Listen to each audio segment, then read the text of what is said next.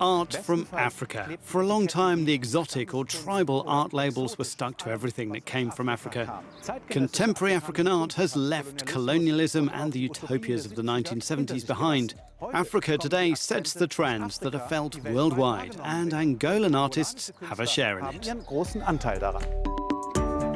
Paula is part of the international art scene. She curated the Angolan Pavilion, which won gold at the Venice Biennale. She knows the Angolan art scene very well and what moves her. We visited one of her favourite galleries in Luanda. It's a young and vibrant scene. You have painters, you have photographers, you have video artists, you have all sorts of media performance. It's a melting pot of ideas. One of Angola's most famous artists, a pioneer in contemporary art, is preparing a 50 years retrospective here. António Ole. In the middle of the 70s, Angola became independent. Colonialism was the theme of all the young African artists all over the continent. We are pretty much linked with the idea of oppression in the past, because the colonialism, as you know, provoke a cultural retention, and it was a long process to restore this identity. History is not forgotten and continues to be a theme in art, but Africa is also part of the globalised world. Art from Africa is recognised as contemporary in content and form. For years, nobody are interested in African art, but suddenly, in the last decades, we are occupying this empty space, and we are more respected now than we are before.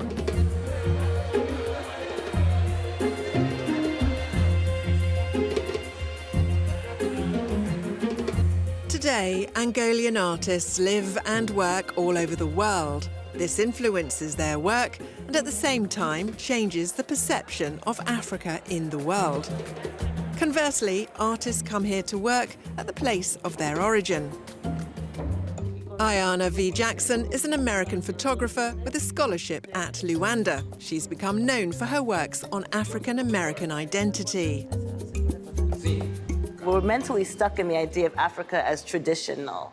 We're mentally stuck in Africa as the past, especially with art, right? So it wasn't until I went there that I realized that, you know, it's in the same web of globalization as anywhere else in the world.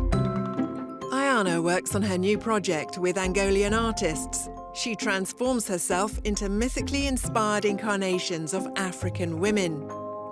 She's lived and worked in all African art hotspots. For her, Luanda is one of the main African art cities. I wanted to discover really what was going on here. And I found that it's a very vibrant scene, lots of artists. They're here, and they're amazing. Contemporary art from Africa is at the cutting edge of time. Today, the African art scene inspires the rest of the world. It's a movement that is happening now, and I think that this movement that has been almost a trademark. The art world is global, and we are, you know, part of this